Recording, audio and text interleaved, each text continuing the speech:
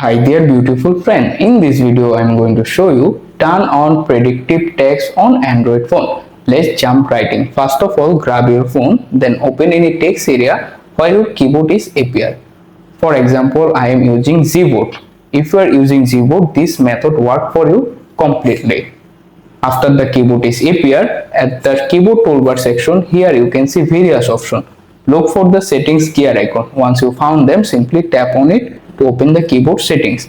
However, if you directly don't find the keyboard settings gear icon, don't panic. This time you can tap on the 4 dots more button. After that, click on settings. Once you're in the keyboard settings page, scroll down a little, look for the correction and suggestion option, tap on it. Then scroll down again. Here you can find the suggestion section. Under look for various options. Don't suggest offensive word, make sure to turn it on. Then suggestion strip, show suggestion and access feature, make sure to enable this option. After that, also enable word suggestion show in suggestion strip.